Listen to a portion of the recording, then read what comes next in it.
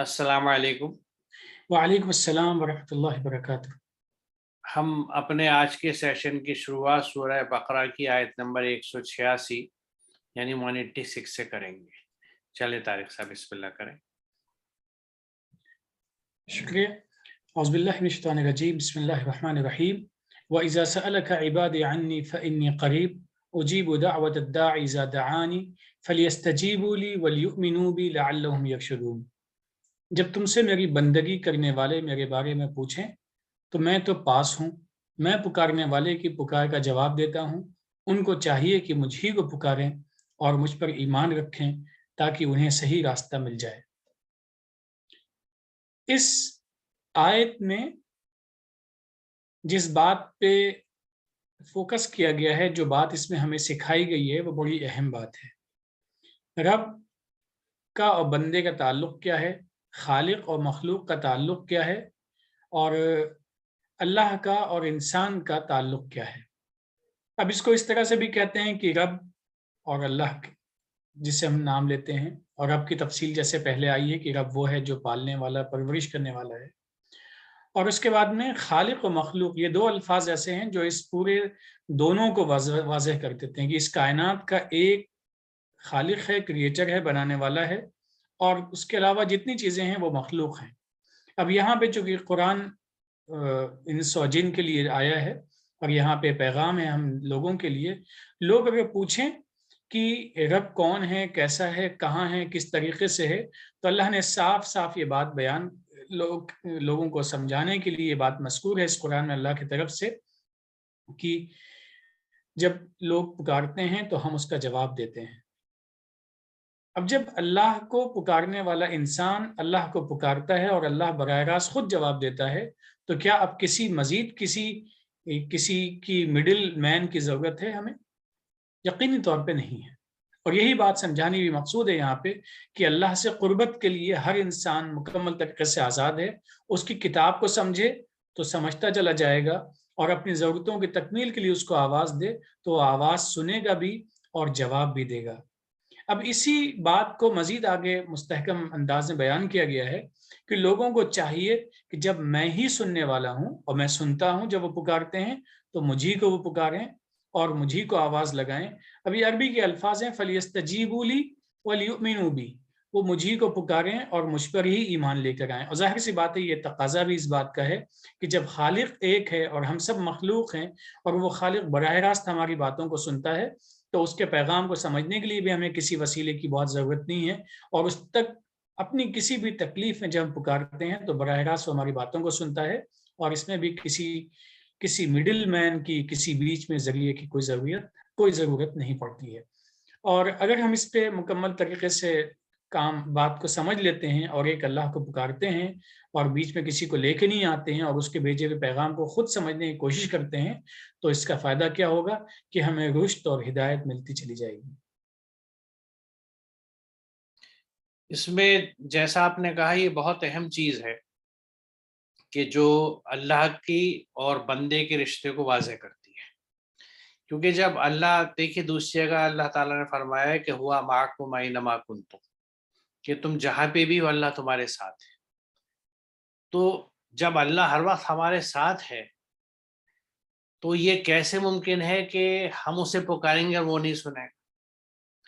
या उसको पुकारने के लिए हमें किसी और ज़रिए से या वाया मीडिया के थ्रू जाना पड़ेगा? असल में ये जो तसव्वुरात हमारे समाज में हैं, उनको उनकी वजह बुनियादी तौर से ये है कि हमारे यहाँ जो तसव्वुर है अल्लाह का, वो बड़ी हद तक नाक़िस है, और हम उसे बिल्कुल इंसानी सतह पे लाके अपने नुक्ते नज़र से समझते हैं कि जिस तरह हमारे यहाँ हुक्काम और अकाबिरीन के पास पहुँचने के लिए अमूमन किसी की ज़रूरत होती है, क्योंकि वो वैसे आपको लिफ्ट नहीं देते, वैसे आपको सुनते नहीं, वो अपने आप को बहुत बड़ा और आपको बहुत छोटा समझते हैं। तो उसी निज़ाम को ज़हन में रखते हुए, और ये बड़ी हद तक मैं ये अर्ज़ करूँगा कि ये दीगर मज़ाहिब से आए हुए तसव्वुरात हैं।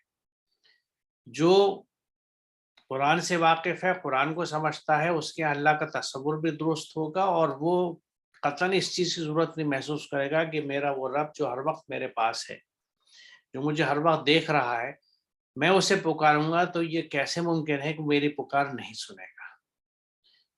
اور اس کے لیے جو بنیادی چیز ہے وہ اللہ کے اوپر ایمان اور یقین کی بات ہے. جو یہ بات آگے کہی کہ مجھے کو پکارے اور مجھ پر ایمان رکھے. اللہ پہ ایمان رکھنے کا مطلب یہ ہے کہ اللہ کے نظام پہ ایمان رکھنا، اللہ نے جو کتاب ہدایت دی ہے اس پہ ایمان اور یقین رکھنا، اور جب اس پہ ایمان اور یقین رکھنا تو اس پہ عمل کرنا، کیونکہ وہی طریقہ ہوگا جس سے صحیح راستہ ملے گا. کیونکہ اس آیت کے آخری حصے میں غور فرمائے کہ اللہ تعالیٰ کہتا ہے کہ ان کو چاہیے کہ مجھے کو پکارے اور مجھ پر ایمان رکھیں تاکہ انہیں صحیح راستہ مل جائے. تو ایمان رکھ کے صحیح راستہ ملے گا جب آپ ایمان اللہ پہ رکھیں، اس کی کتاب پہ، اس کے احکامات پہ رکھیں اور اس کے احکامات پہ عمل کریں، کیونکہ ایمان کے ساتھ عمل کا بڑا رشتہ گہرا ہے. جب آپ عمل کریں گے اس کے اوپر تو وہ صحیح راستہ آپ کو ملے گا.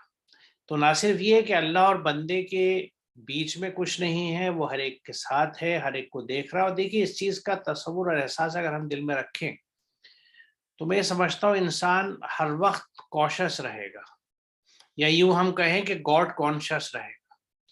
اس کے ذہن میں اللہ کا تصور رہے گا اور ہر وقت اسے احساس رہے گا کہ میں کوئی چیز اللہ کے احکامات کے خلاف نہ کر جاؤں. تو یہ جو احساس ہے یہ بھی بیدار ہوتا ہے ایسی آیتوں کو پڑھنے کے بعد کہ وہ ہر وقت میرے ساتھ ہے، وہ میری پکار سن رہا ہے، تو میں کس طرح سے اسے اگنور کر سکتا ہوں اور اس ایسے کام کروں، ایسے راستوں پہ چلوں جس کی اس نے ممانعت کی ہے. چلیں آگے چلیں.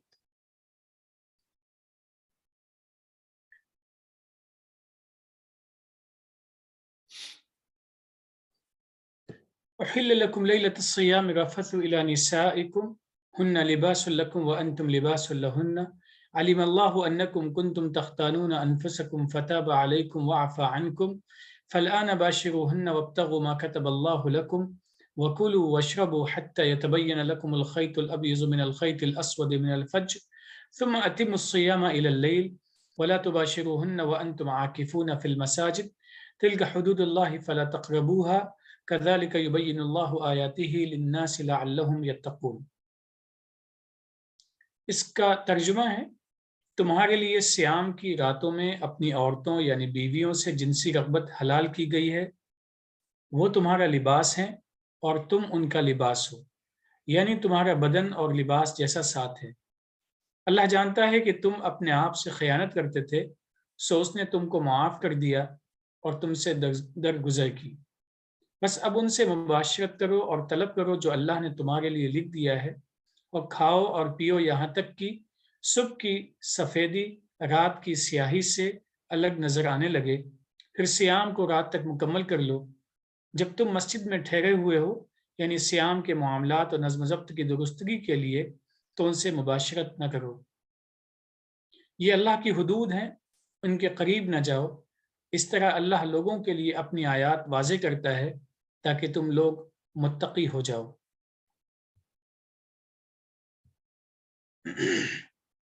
یہاں اس آیت میں ایک تسلسل ہے اور اس تسلسل کی ایک کڑی ہے. تسلسل یعنی کنٹینویشن ہے پچھلی ہی آیتوں سے، جہاں پہ پہلے شروعات ہوئی تھی کتب علیکم الصیام، تم پر الصیام فرض کیا گیا، پھر اس کے بعد میں اس کی گنتیوں کے بارے میں تھا، اور اس کے بعد میں روزہ چھوڑنے اور چھوٹ جانے کی کیفیت کیا ہو سکتی ہے، اور اسی سے متعلق مزید اوقات کیا ہوں گے، اور ان اوقات میں کن چیزوں سے اجتناب کرنا چاہیے، بچنا چاہیے، اور کن چیزوں میں نہیں لگنا چاہیے. یہ کچھ تفصیلات ہیں. یہاں پہ چند باتیں ہیں، اور جن میں سے ایک بات جس کو واقعتاً ہم سب کو اپنے سمجھنے کی بہت خاص ضرورت ہے کہ مرد اور عورت، شوہر اور بیوی کا تعلق کیسا ہوتا ہے. ان میں سے کیا کوئی خادم اور ایک مخدوم ہوتا ہے، کوئی ایک امپلائر اور کوئی دوسرا امپلائی ہوتا ہے، کوئی ایک مالک اور دوسرا کوئی نوکر ہوتا ہے، آخر دونوں میں رشتہ کیسا ہوتا ہے، دونوں میں رشتے کی نوعیت کیا ہوتی ہے. اس کی وضاحت ہے کہ تم دونوں کا تعلق ویسے ہی ہے جیسے کہ جسم اور لباس کا تعلق ہوتا ہے. یعنی اس طریقے سے جسم کے لیے لباس ضروری ہے، ویسے ہی تم دونوں ایک دوسرے کے لیے ضروری ہو، ایک دوسرے کے لیے پروٹیکشن ہو. پروٹیکشن بہت ساری چیزوں سے ہے، اور اس میں ایک دوسرے کی تکلیفوں میں راحت کا سامان مہیا کرانے والے ہو، اور جن مشکلات ہو سکتی ہیں ان مشکلات میں ایک دوسرے کے کام آنے والے ہو. یہ اصل تصور ہے جو شوہر اور بیوی کے درمیان میں ہوتا ہے. اور اس تصور میں جہاں بھی کمیاں واقع ہوتی ہیں تو وہاں پہ پھر یا تو ایکسپلائٹیشن ہوتا ہے یا پھر اور حقوق کی ادائیگی میں کمی ہوتی ہے یا پھر کسی بھی ایک طرف سے دوسری طرف زیادتیوں کے امکانات بڑھ جاتے ہیں۔ تو یہ ایک چیز ہمیں یاد رکھنی چاہیے اس روزے سیام کے تعلق سے اس آیت میں، کہ اللہ نے مرد اور عورت یعنی شوہر اور بیوی کے درمیان جو رشتے ہیں ان میں کس انداز سے ہمیں سمجھایا اور ہمیں کس طرح سمجھنا چاہیے۔ اس سے مختلف آیات میں مختلف انداز میں سمجھایا گیا ہے۔ اور بہرحال یہ دو لوگ ایسے ہیں جو ایک خاص رشتے میں بنتے ہیں، اور اس رشتے کا اپنا تقدس ہے اور اس رشتے کے اپنے تقاضے ہیں، اور بنیادی بات یہ ہے کہ دونوں ایک دوسرے کے کام آنے والے زوج ہیں۔ زوج کا مطلب پیئر ہیں، جو انکمپلیٹ رہتا ہے کہ ایک بھی مسنگ ہوتا ہے اس میں سے۔ اور اس کے بعد کی بات کیا ہے، کذالک یبین اللہ آیاتہ للناس لعلہم یتقون، کہ اللہ تعالیٰ اسی طریقے سے اپنی آیتوں کو واضح کر کے پیش کرتا ہے۔ بس اوقات ہم لوگ کسی ایک موضوع کو لیتے ہیں، اس میں بیچ میں ایک جو سب ٹاپکس ہوتے ہیں ان کو اوائڈ کرتے ہیں، ہمیں لگتا ہے کہ نہیں لینا چاہیے، لیکن اللہ نے دیکھی کس طریقے سے پہلے کہا کہ روزہ سیام تمہارے پر فرض کیا گیا ہے، پھر اس کی تعداد کیا ہے، پھر چھوٹ جائے تو اس کی صورت میں کیا ہونا چاہیے، اور اس کے اوقات کیا ہوں گے، اور ان سیام کے جو مخصوص اوقات ہیں مخصوص اوقات میں کن اعمال میں لگنے اور نہ لگنے کے بارے میں تفصیل ہے۔ تو تمام چیزیں وہ ہیں جو ہماری ہدایت کے لیے ہیں، اور اللہ ان تمام چیزوں کو، آیتوں کو ہمارے لیے واضح کر کے بیان کرتا ہے۔ دیکھیے، جیسا آپ نے وضاحت کری شوہر اور بیوی کے تعلق کی، تو یہ قدرتی بات ہے کہ جب مرد اور عورت ساتھ ہیں، اور خاص طور سے جب رات کا وقت ہے جس میں اگر گھر کے دوسرے اہل خانہ ہیں وہ سو گئے ہیں اور فرصت کا وقت ہے، تو اس میں قدرتی بات ہے کہ دونوں کے بیچ میں ایک جنسی رغبت کی شروعات ہوتی ہے، پاس بیٹھیں گے، بات چیت کریں گے۔ تو اسی کے لیے رفث لفظ آیا ہے، کیونکہ یہ لفظ ہر اس چیز کی طرف اشارہ کرتا ہے جو جنسی تعلق کے لیے ہوتی ہے یا اس کا احاطہ کرتی ہے، یعنی وہ تمام گفتگو جو جنسی تعلق سے پہلے کی جاتی ہے، آپسی چھیڑ چھاڑ یا لائٹ ٹاک یا ایک دوسرے کی رغبت کے لیے بات چیت، یہ سب رفث میں آتی ہے۔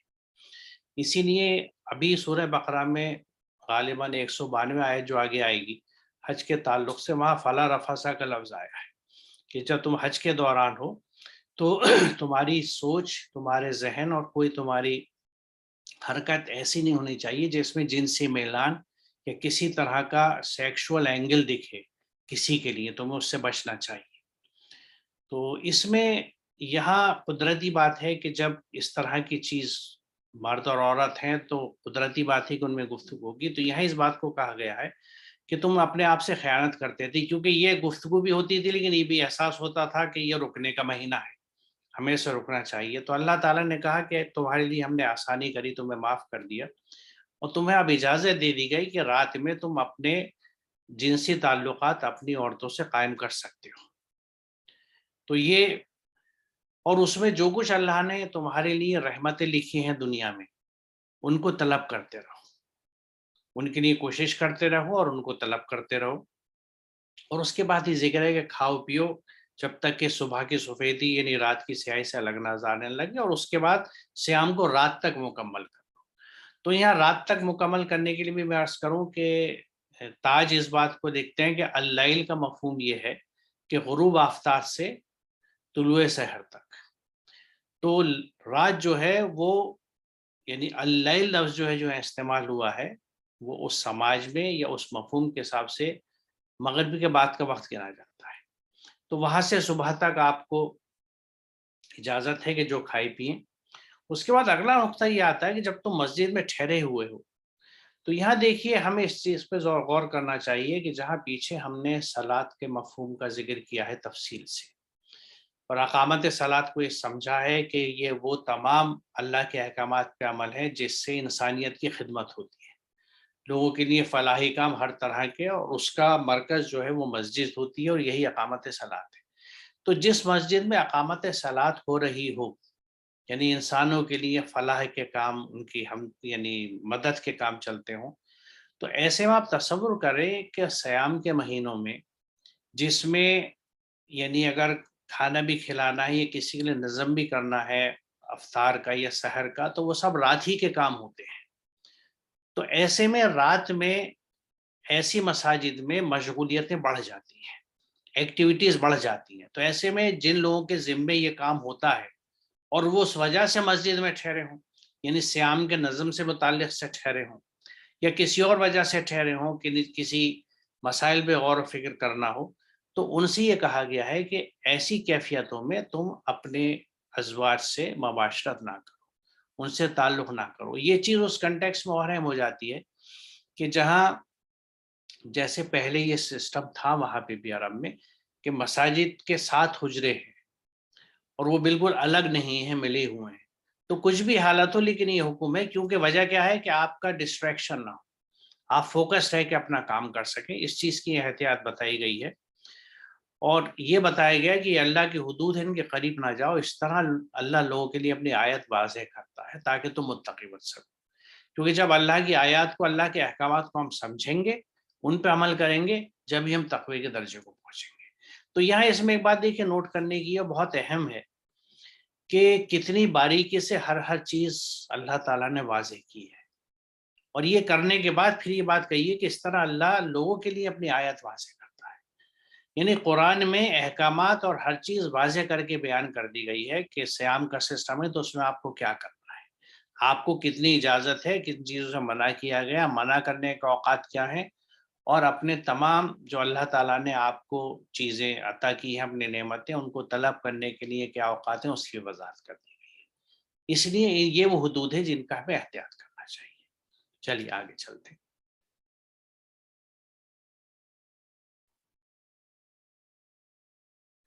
ولا تأكلوا أموالكم بينكم بالباطل وتدلوا بها إلى الحكام لتأكلوا فريقا من أموال الناس بالإثم وأنتم تعلمون.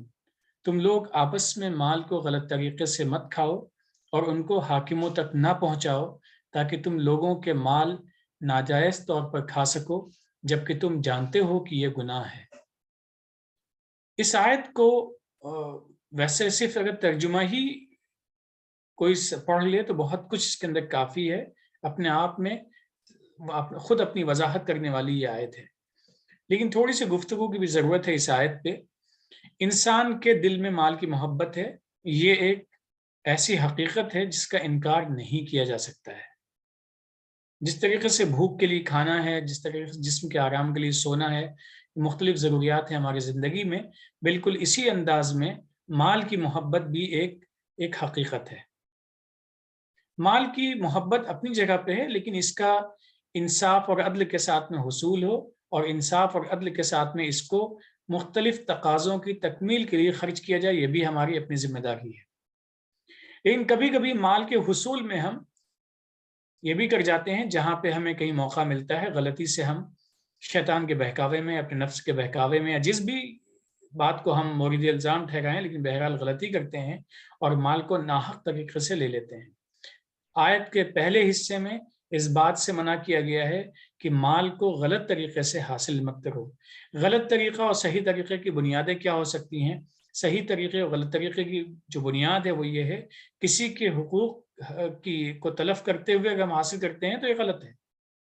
کسی کا حق نہیں تلف ہوگا، جو اپنی محنت ہے اس کا محنتانہ لیا جائے گا، یہ اصل چیز ہے. لیکن کسی کی تکلیف کا غلط فائدہ اٹھاتے ہوئے، اس کی کمزوری کا غلط فائدہ اٹھاتے ہوئے، یا کسی بھی انداز میں ہمیں غلط طریقے سے مال حاصل کرتے ہیں، یا پھر چیزوں کی قیمت کو ہم لوگوں کے مجبوری کا فائدہ اٹھاتے ہوئے چیزوں کی قیمت بڑھا دیتے ہیں. تمام جتنی بھی شکلیں ہو سکتی ہیں غلط پیسے حاصل کرنے کی، وہ تمام شکلیں سے مرادیں ہمیں غلط طریقے سے نہیں لینا چاہیے.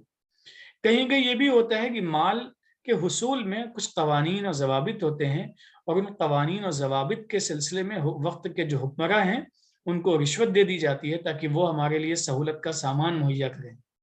یہ بات بھی اتنی آسان الفاظ میں کہہ دی گئی ہے، آسان انداز میں کہہ دی گئی ہے کہ پہلی چیز غلط طریقے سے حاصل نہیں کرنا ہے، دوسری چیز غلط طریقے سے حاصل کرنے کے لیے کسی کو رشوت دینا یا کچھ کرنا وہ بھی نہیں.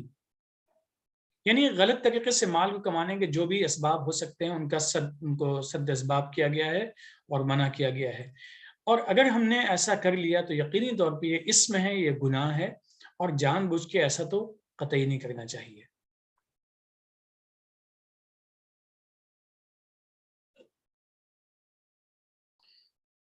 باطل طریقے سے مال کھانے کے ایک واضح طریقہ یہاں جیسے رشوت کا ذکر آیا یا حکام تک پیسے پہنچانے کے ذکر آیا اپنے کچھ کام کرانے کے لیے، اس کے علاوہ ایک اور چیز بھی ہے کہ باطل کا جو اپوزٹ ہے وہ حق ہے، یعنی آپ کو وہی پیسہ لینا چاہیے، وہی مال لینا چاہیے جو آپ کے لیے حق ہے اور جائز ہے۔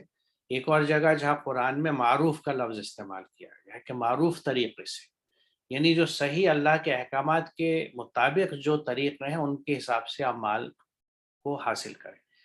اب اس میں ایک بنیادی چیز بھی دیکھیں، اگر کہیں کسی کام کو ہم نے اجرت پہ پایا ہے یا کہیں پہ ہم ملازم ہیں اور تنخواہ دار ملازم ہیں، ہمیں تنخواہ ملتی ہے، تو روز کے جو اوقات ہمارے کام کے مقرر ہیں ان اوقات پہ وقت سے پہنچنا، اور مان لیجیے اگر 8 گھنٹے کی ڈیوٹی ہے تو اس 8 گھنٹے میں اپنی محنت اور استطاعت اور صلاحیت کے حساب سے بھرپور کام کرنا جو دیا گیا ہے، بنا یہ سوچے ہوئے کہ مجھے کوئی دیکھ رہا ہے یا نہیں دیکھ رہا، مجھے کوئی چیک کرے گا یا نہیں کرے گا۔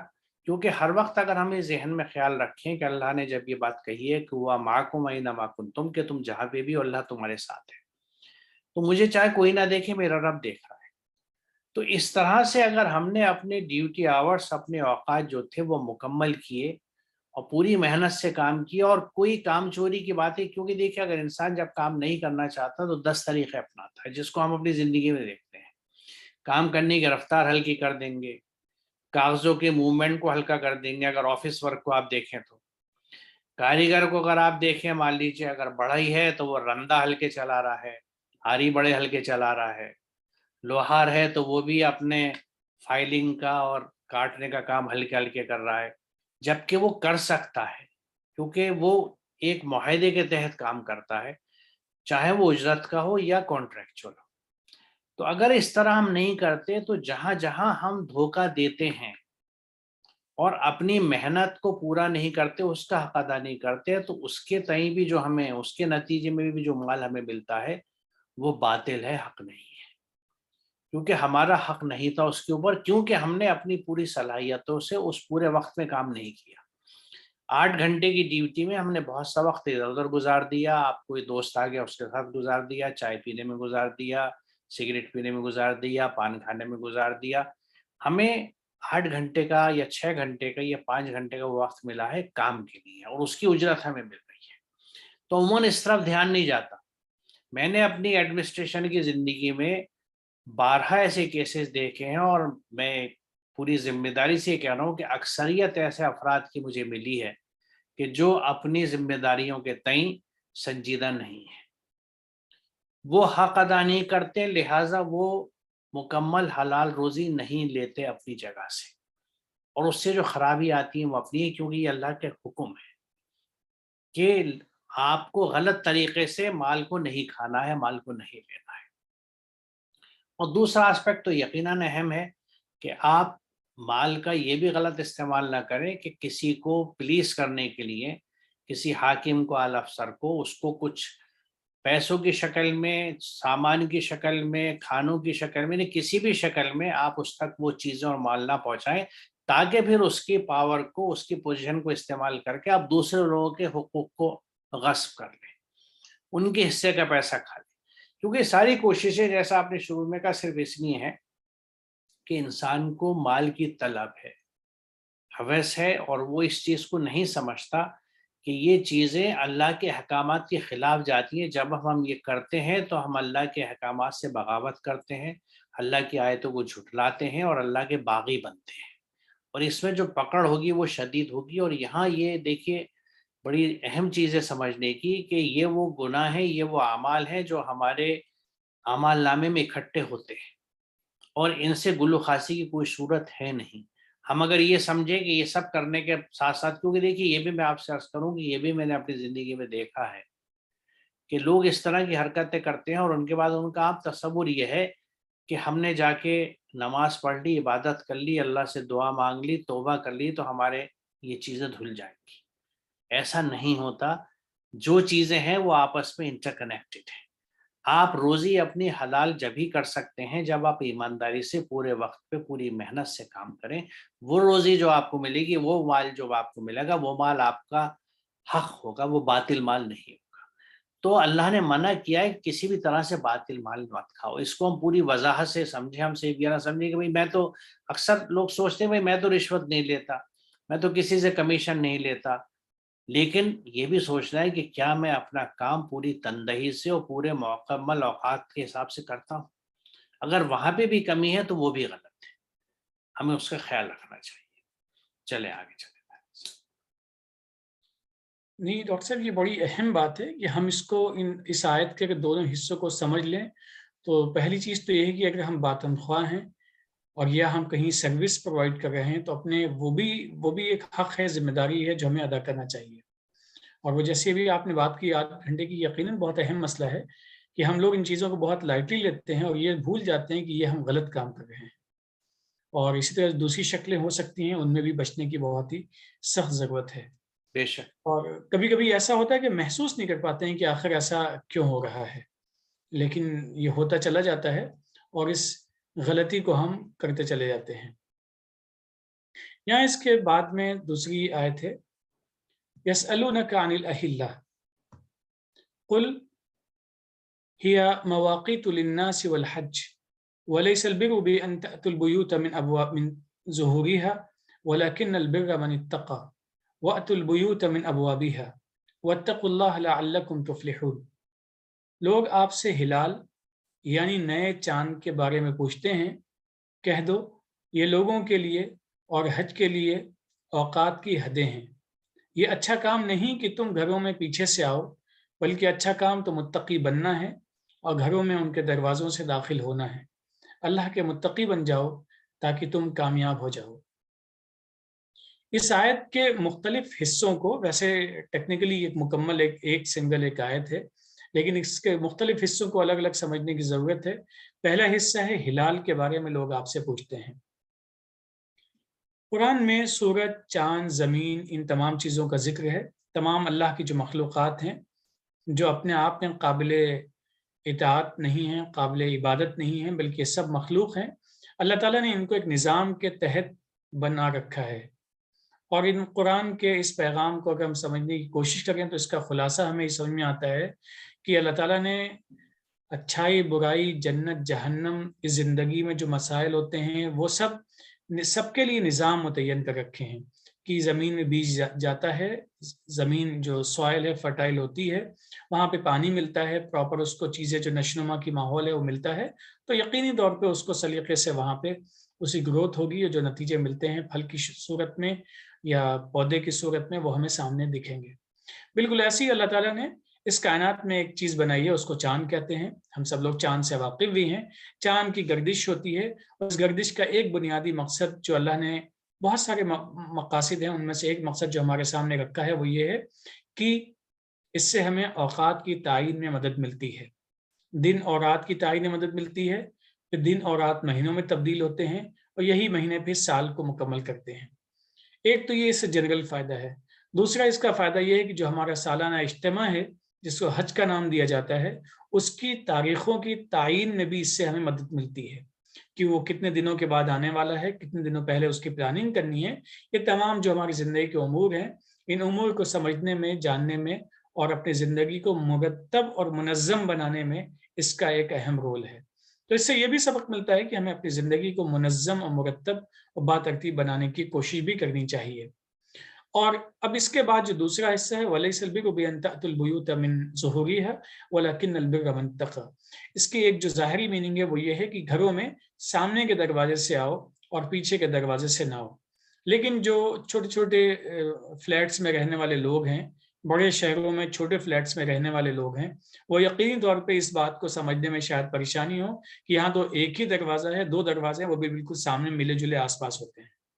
اس چیز کو بخوبی وہ لوگ سمجھ سکتے ہیں جو لوگ رورل یعنی شہر سے ہٹ کے زندگی، جس کو دیہاتی زندگی کہتے ہیں، یا پھر جو شہر جیسے جو دیہات ہوتے ہیں جہاں پہ بڑے بڑے مکانات ہوتے ہیں، دروازہ ایک نہیں بلکہ وہاں دروازے ہوتے ہیں.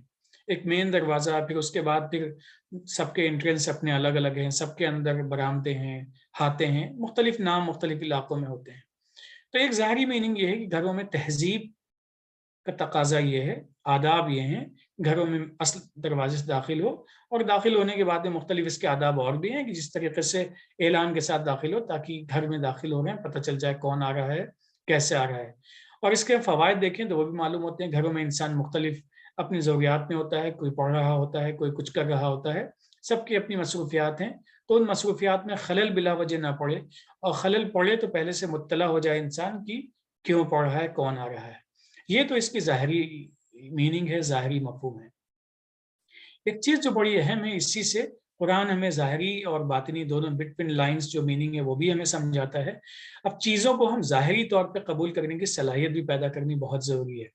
اس کی چھوٹی سی مثال یہ ہے، ایک شخص ہمارے سامنے کوئی بات کہہ رہا ہے، ہم بلا وجہ اس کو جھوٹا کیوں سمجھے؟ وہ جس طریقے سے کہہ رہا ہے اس کو ہمیں ماننا چاہیے، اور اس کے بہت بنیادی فائدہ یہ ہے کہ انسان پرسکون زندگی اس کو آسانی کے ساتھ میں حاصل ہو جاتی ہے۔ بلا وجہ کی بدزنی اور چیزوں کے سلسلے میں لوگوں کی انٹینشن کو ہم غلط سمجھیں، اور ہر ڈیسیزن کے سلسلے میں ہم بدگمانی کا شکار ہو جائیں، ہر بات کے سلسلے میں ہم سازشی باتوں کی طرف چلنے لگیں، تو یہ اپنے آپ میں ہمیں ایک بے چینی کی زندگی کا سبب بن جاتی ہے یہ چیز۔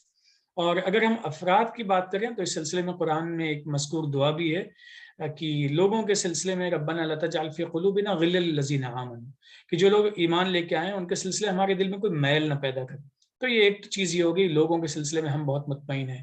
دوسری چیز یہ ہے کہ صحیح راستے پہ چلنے کے لیے بلا وجہ کے جو خدشات ہیں اور بلا وجہ کے توہمات ہیں اور غیر ضروری طور پہ جو خوف ہے اس سے بھی ہم نکل آتے ہیں اگر اس قسم کی چیزوں میں ہم نہیں پڑھتے ہیں۔ اس کا جو بات کا حصہ ہے وہ کیا ہے؟ وَاتَّقُوا اللَّهَ لَعَلَّكُمْ تُفْلِحُونَ، تم اللہ کے متقی بن جاؤ۔ اللہ کے متقی کی بات، تقوی کی بات جب آتی ہے، ہمیں دوبارہ سے لوٹ کے سورہ بقرہ کی شروع کی آیتوں پہ جانا چاہیے جہاں پہ چند باتوں کا ذکر ہے۔ تقوی کسے کہتے ہیں؟ تقوی یہ ہے، یہ ہے، یہ ہے، وہ چند باتیں ہیں۔ ان چند باتوں پہ ہمیں کاربند ہو جانا چاہیے۔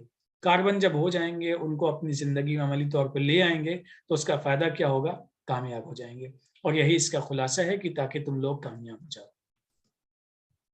دیکھیے، اس آیت کے پہلے حصے میں چاند کی اوقات بیان کی گئی ہے، یعنی چاند کو ڈیفائن کیا گیا ہے اس معنی میں، کیونکہ یہ اس وقت کے سماج کا بھی حصہ کو اور آج بھی ہے کہ چاند کی دن اور تاریخوں کو منحوس اور مبارک گنا جاتا تھا کہ کون سی ساعتیں، کون سے وقت، کون سے دن منحوس ہیں اور کون سے مبارک ہیں۔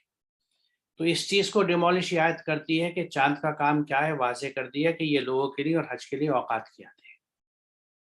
چاند کا اس کے علاوہ اور کوئی کام نہیں ہے، لہٰذا اس سے ان چیزوں کو جوڑنا، کیونکہ اکثر آج بھی بات ہوتی ہے گھٹتے چاند یہ نہیں کرتے، بڑھتے چاند یہ کیا جاتا ہے۔ اچھے کاموں کو مثال طور پہ اگر کچھ کاروبار کرنا ہے، شادی کرنی ہے، شادی کی تاریخ طے کرنی ہے، تو یہ ہوتا ہے بھائی چڑھتے چاند کرو، گھٹتے چاند نہ کرو۔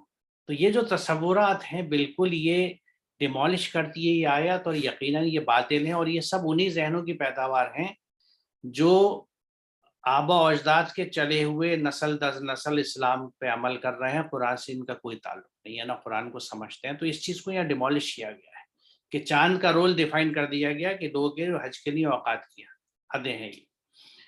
دوسری بات یہ ہے کہ یہ عربوں میں یہ ایک ان کی، جیسے ہمارے یہاں بہت سی چیزوں کی ایک سوچ یا طریقہ بن جاتا ہے اور اس کو دینداری ہم مانتے ہیں، کہ وہ یہ ان کا یہ یقین یہ تھا کہ احرام باندھنے کے بعد آپ گھر میں اس طرح نہ جائیں، نہیں آسمان اور آپ کے بیچ میں کوئی چیز نہ آئے، تو اس لیے وہ دروازے اوائڈ کرتے تھے، دیواریں پھن پھن کے اندر آتے تھے۔ اب یہ بلا وجہ کی دینداری تھی جو انہوں نے اپنے لیے تھوپ لی تھی، جس کا حقیقت سے کوئی تعلق نہیں تھا۔ اللہ تعالیٰ یہ کہتا ہے کہ دینداری تو یہ ہے کہ تم متقی بنو، یعنی اللہ کے احکامات پہ جو اس نے واضح اور بیان آیات تمہیں دی ہیں ان پہ عمل کرو، متقی بنو۔ یہ اس طرح کی جو دینداری ہیں، یعنی صاحب احرام اور آسمان کے بیچ میں کوئی چیز نہیں آنی چاہیے، ورنہ وہ یعنی وہ پیورٹی ختم ہو جائے گی اس عبادت کی جو ہم کرنے جا رہے ہیں۔ اس میں مجھے ایک چیز یاد آ رہی ہے جو بڑی اہم ہے اور ابھی گزری ہے، کیونکہ وہ بھی ایک دینداری کے تصور ہوتے ہیں، کہ دیکھیے جس طرح چاند اللہ کی تخلیق ہے اسی طرح سورج بھی ہے. چاند سے ہم اگر اوقات نکالتے ہیں اور مہینے نکالتے ہیں یا وقت بھی دیکھتے ہیں رات کے پہروں کا، تو دن کے پہر میں سورج سے ہم ناپتے ہیں. جس طرح ایک قمری کیلنڈر تیار ہوا اس طرح ایک شمسی کیلنڈر بھی ہے. چاند بھی اللہ کا ہے، سورج بھی اللہ کا ہے، دونوں اس کی مخلوق ہے، تخلیقات ہیں، دونوں اس کی آیات ہیں. ہمارے یہاں ایک عام تصور یہ ہے جیسے ابھی نیا سال آیا تھا شمسی کیلنڈر کا، تو اس پہ ہمارا ایک بڑا طبقہ اس بات پہ بحث کرتا ہے کہ صاحب اس کیلنڈر کی اور اس سال کی مبارکباد دینا جائز نہیں ہے، کیونکہ ہمارا تو اسلامی کیلنڈر ہے.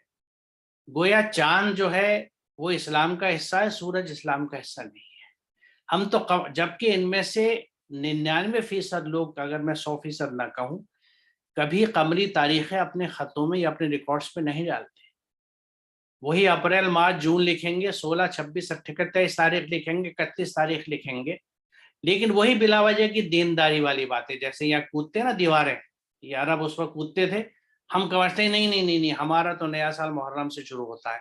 کیا آپ کی ساری کتابیں، کیا آپ کے معاملات، کیا آپ کے اکاؤنٹس، آپ کے فائنینسز کیا اس حساب سے چلتے ہیں؟ کیا آپ ان تاریخ کو ڈالتے ہیں؟ تو یہ جو بلا وجہ کی ایک طرح سے میں اس ہپوکریسی کہوں یا کیا کہوں، یہ کرنی ٹھیک نہیں ہے، کیونکہ اس سے نہ صرف یہ ایک اچھی امیج نہیں جاتی بلکہ الگ ایک ایکسکلوژن کی زون ہم اپنے لیے تیار کر لیتے ہیں کہ ہم سب لوگ استعمال کر رہے ہیں اس وقت شمسی کیلنڈر کو، اور وہ بھی اسی طرح. اور آگے قمر اور شمس کا ذکر آیا ہے تو میں اس کی مزید وضاحت کروں گا. یہاں تو میں اس کنٹیکس میں کہہ رہا ہوں کہ اس طرح کی تھوپی ہوئی دینداری ہیں جن کے پیچھے کوئی بنیاد نہ ہو، ان کو بلا وجہ میں پھیلانا اور اس سے تفرقہ بازی پیدا کرنا یا اپنے آپ کو ایکسکلوزیو دکھانا، وہی اپنے آپ کو برتری کرنا جس کا ذکر قرآن میں ہے کہ اللہ کا پیغام آنے کے بعد محض اپنے آپ کو برتری جتانے کے لیے لوگوں نے جو اس میں نئی نئی جدتیں پیدا کری، جس کی وجہ سے فرقوں میں بٹ گئے. ورنہ اللہ کا پیغام ایک تھا، اس پہ عمل کرنے والے سب ایک پلیٹ فارم پہ ایک ہونے چاہیے تھے. تو یہ انہی چھوٹی چھوٹی چیزوں سے نکلتا ہے. تو اس میں اصل چیز کیا ہے جو ہم سب پہ بھی لاگو ہوتی ہے کہ آپ کسی بھی نئے سال کی مبارکباد دیں، اصل چیز یہ کہ آپ متقی بنیں. متقی کب بنیں گے کہ اللہ کے احکامات کو جانیں. وہ احکامات کو کب جانیں گے؟ جب آپ قرآن کو سمجھیں. اب بات بنیادی یہ آ جاتی ہے قرآن کو آپ سمجھتے ہیں، اس پر عمل کرتے نہیں، یعنی کور ایشوز سے آپ بالکل دور ہیں، اور پیریفیرل ایشوز پہ جن کی کوئی اہمیت نہیں ہے، ضمنی چیزیں، ان پہ ہم آپس میں لڑتے جھگڑتے رہتے ہیں، اور اس میں شریعت اور 10,000 چیزیں بیچ میں لے کے آتے ہیں، اور ایک دوسرے پہ گناہ ثواب اور پھر فتوے کہ تم دین سے باہر، تم نے غلط کام کیا، تم نے گناہ کیا. ان چیزوں سے ہمیں بچنا چاہیے. اصل حقیقت یہ ہے کہ ہم قرآن کی طرف لوٹیں، قرآن کو سمجھیں.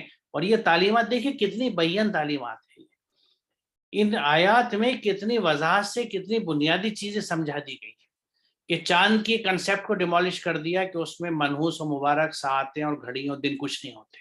اس کا کام صرف ایک ہے، اللہ تعالیٰ نے بلکہ تمہارے لیے تو اسے مسخر کر رکھا.